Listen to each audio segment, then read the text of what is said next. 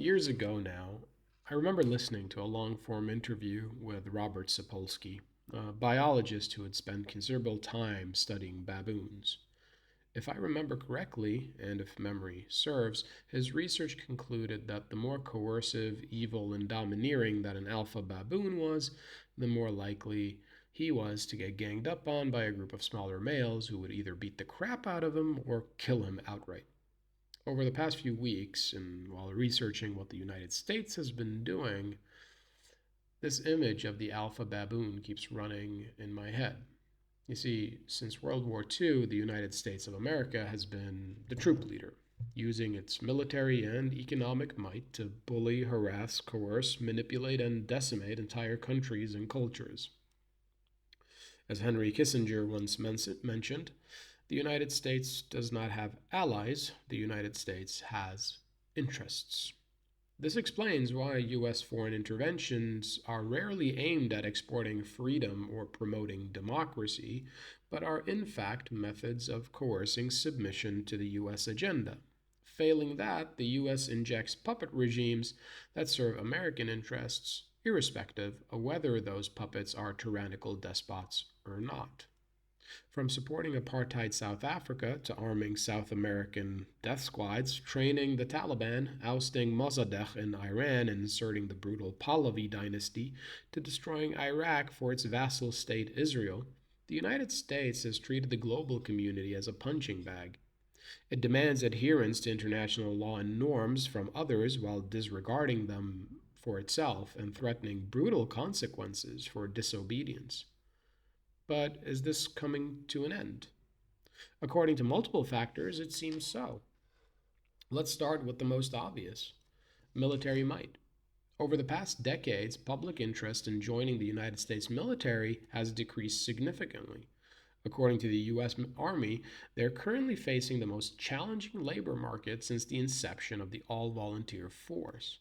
On top of that, even if conscription policy were to be engaged, 71% of youth in the U.S., the population first to go in war, do not even qualify for military service due to health related issues. Now, you might say, who cares? Wars are fought by drones and long range ballistic missiles. Well, first of all, you need to have allies who allow your drones to be stationed on their land or to grant you access to their airspace. Either an ally would allow you to do this because you have a positive relationship, or you have some means of coercing them into allowing you to operate from their geography. What if you don't have any friends anymore and you have no effective means of coercion? Well, while the invasion of Iraq and Afghanistan were absolute war crimes and breaches of international law, all of America's adversaries could study and take notes. Apparently, going underground to render drone strikes useless and going low tech to render signals intelligence gathering virtually useless forces the enemy to go boots on the ground and perform traditional tradecraft. However, the United States' track record of reneging on agreements and leaving collaborators high and dry is not something that will assist the US in finding sources and allies if they were to, say, for instance, try to invade Iran. The United States' reliance on high tech and high grade weaponry comes at a considerable price tag, while adversaries have developed efficient and effective counter systems which are far lower priced. For instance, a Reaper drone, according to the US procurement site, costs in the order of $30 to $50 million, while a surface to air missile Almas, which has been downing Reapers in the past few weeks, probably costs around 100 to 250,000 bucks. A rocket with the purpose of using up Patriot or Iron Dome missiles costs about $1,000 per unit, while the Iron Dome missile costs about $40,000 each. This provides the United States with highly cost inefficient methods to respond to the tailored threats innovated by its enemies, which those enemies can launch for returns on their investments of between 40 to 500 times their money. And speaking of economic inefficiency, the United States is probably in for massive economic problems. On June 9th, 2024, the Saudi US petrodollar pact ended. The petrodollar pact was what ensured that all oil from OPEC countries was traded in US dollars. Basically, because oil was nearly exclusively traded in USD, it made countries need to purchase dollars and keep them available to purchase oil whenever was needed. This turned the US dollar into the world's effective reserve currency. Countries also pegged their own currencies to the US dollar, which further increased the economic interest in the USD. This allowed the US to effectively double dip, using revenues gained from the oil business to invest in its own bonds and T-bills, bolstering its economy in ways which may be considered artificial. Now that Saudi Arabia has opened the door to trading oil in other currencies, interest in the USD will likely drop markedly. Once countries no longer need to stockpile USD for oil purchases, they will probably want to unpeg their currency from the USD and sell off to purchase their own currency.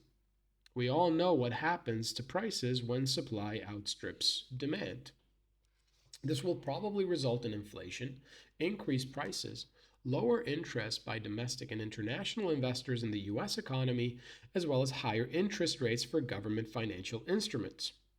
Now, with many Americans already living from paycheck to paycheck, and with the recent highlight of the amount of foreign aid paid out to Ukraine, Israel, Egypt, and others, new political realities are likely to emerge on the ground. Here's an interesting concept from social sciences that I would like to bring up: relative deprivation. Relative deprivation can occur when a group of people compare their situation to another group's and feel deprived in relative terms.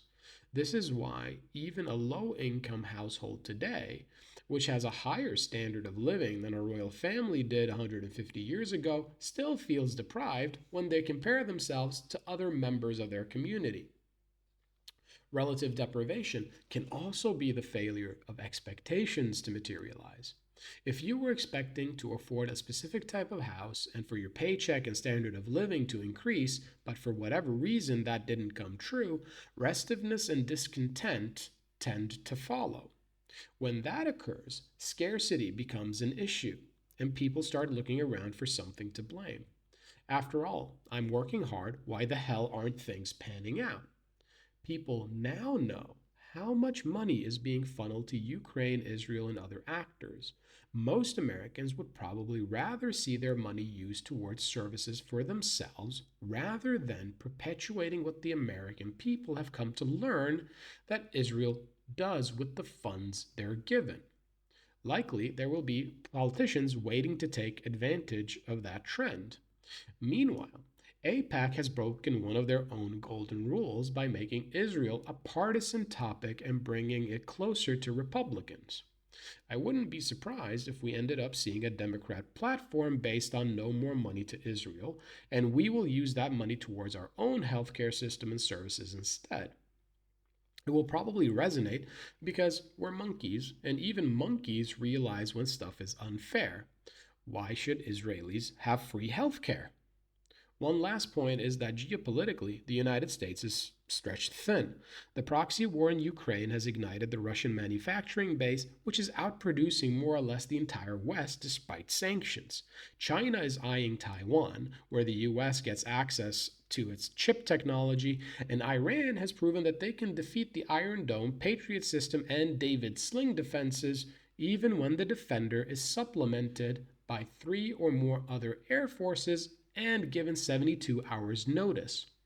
Even if Israel survives its entanglements at the ICC, ICJ, and with the UN and EU sanctions, and it survives fighting a war against Hamas, Hezbollah, the Houthis, and the Iraqi rebel groups, as well as Iran, what it will not survive is the economic downfall of its patron, the great Satan of America. Thanks for watching. If you found this video insightful, please like, share, subscribe, all the YouTubey things. Leave your thoughts and comments below. If you think I'm wrong, go ahead and tell me. See you next time.